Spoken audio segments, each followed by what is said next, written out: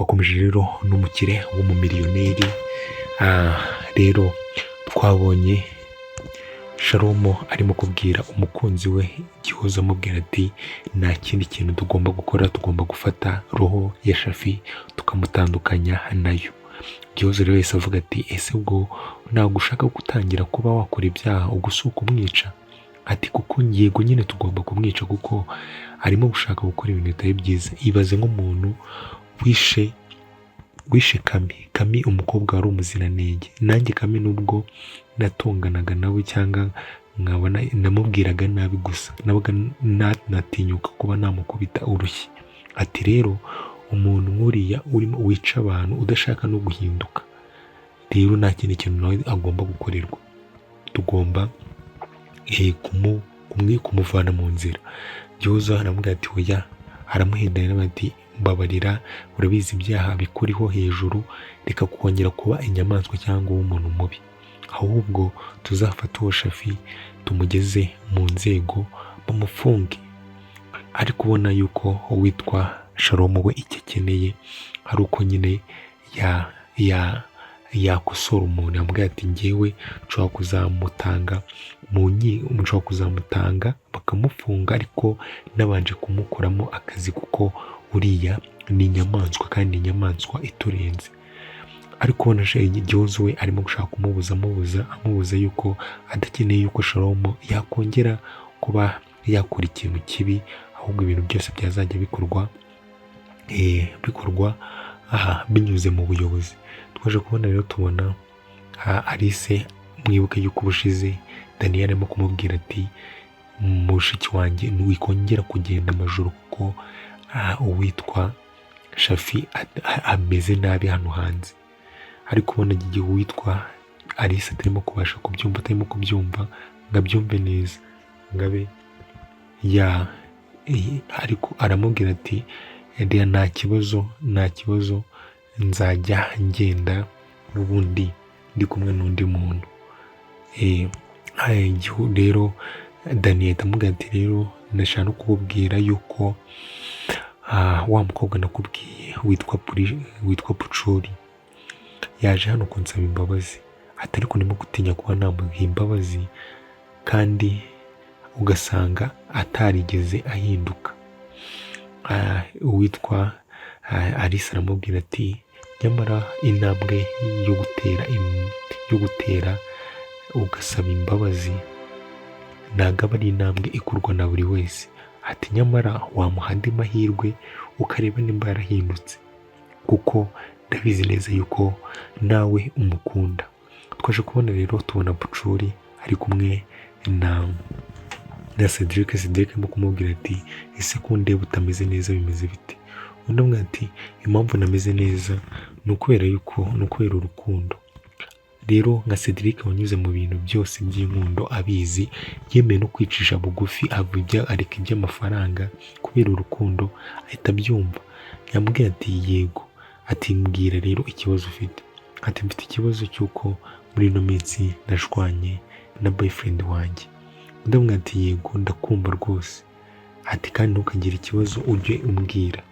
Ati impamvu naba ndimo kubikubwira ni uko nanga kubivanga n'akazi. Ndamubwira ati nyamara uba ugomba kubivuga kugira ngo turebe uburyo nyine byakemuka kuko n'ubundi ntabwo wakora akazi utameze neza, ntabwo wakora akazi utishimye.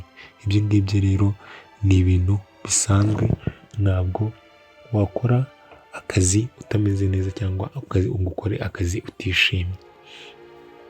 Twaje kubona rero tubona ubwo amaze kumukomfirima, twaje tubona uwitwa Lucky aza kureba Alice yari yamutumijeho. Alice arimo kumubwira ati impamvu ngutumije hano ni uko Shalomo yatubwiye yuko hari undi muntu urimo gushaka kuba yatugirira nabi. Witwa Lucky aramubwira ati ariko se niyo mpamvu murimo kwizera Shalomo? Niyo mpamvu murimo kwizera Shalomo? Muramwizera mu biki? Mwikirwa mwizera Shalomo ahubwo nta kuntu mwamutugezaho tukamufata ko tugomba kumufata. Alice adaciye ku ruhande aramubwira ati okay, atari ku ibyo ngibyo ntabwo njye nabikora kuko ntabwo nzi ahantu aherereye ntabwo nzi ahantu aherereye ntabwo nzi ahantu aherereye keretse nitwinjirira uwitwa Gihozo akaba ari we watubwira, ati mwamubwira akaba ari we watubwira. Gusa bakimara kuvuga hano njye nahise mvuga ati Gihozo ntabwo ari bubemerere. Aho twavuye rero turangije twibonera Bucuri ari kumwe na Dani amukubwira ati rero nakubwiye ko ndi kuzanira igisubizo kandi nyine nje kuguha igisubizo. Undi amubwira ati nizere ko ari igisubizo cyiza, ati yego nturakare rwose nkuzaniye igisubizo cyiza, ati ndakubabariye. Undi arishima ati ndakubabariye ariko se ntabwo uzongera. Undi amubwira ati ntabwo nzongera rwose, ntabwo nzongera kuko nanjye numvishe nabitekerejeho nsanga biriya bintu atari byiza, biriya bintu bidakwiriye umukobwa nkanjye, ntabwo rero natekereza yuko nakongera kubikora. Rero barangije barasezerana, barasuhuzanya, ubona nyine noneho ibyishimo byabaye ibyishimo hagati ya Bucuri na Dani. Urukundo rwongeye ruragaruka kandi urukundo rumeze neza ruryoshye. Ubona uwitwa Bucuri rwose noneho bisa nkaho yasubiye mu murongo.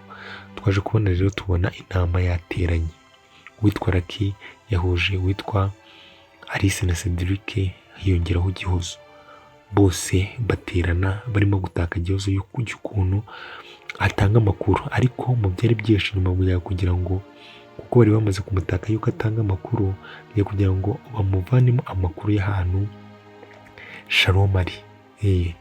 Uwitwa Cedric yahise afata ijambo aravuga ati ko rero uri umwana mwiza utanga amakuru ku gihe, ati rero tudaciye ku ruhande nta kuntu watubwira ahantu Shalom ari, wamara kutubwira ahantu Shalom ari tukaba twahura tukaganira kugira ngo hato tutazatanga amakuru ahabanye mu rukiko. Rero Gihozo yabumvishe, kandi Gihozo kuvuga muri aka kanya uvuga shiriwe, uvuga Shalom nabi ntibishoboka, ntabwo bibaho. Yabumvishe arimo kumva, arangije ahera kuri Alice aravuga ati nawe urimo kuvuga kandi ubizi neza ko udashyigikiye urukundo rwanjye na Shalom. Ati reka mbabwire murimo kwiruriza ubusa, ati ntabwo nshobora kugambanira shiri wanjye niyo mwagira gute, ibyo ngibyo mubishyire mu mutwe. Ati kandi ikindi ibintu byose nzakora nimba koko murimo kuvuga ngo kugira ngo mutazajya mu rukiko mugahabanya amagambo, kugira ngo ibyo byose murimo kuvuga nzagenda mbanze mbiganirizeho shiri wanjye, mbimuganirizeho, nabyemera nibwo nzabikora, nibwo nzabahuza. Mu gihe atarabyemera mwebwe nimushaka mugende gake rwose, uwo mwanya mwafashe muruhiye ubusa.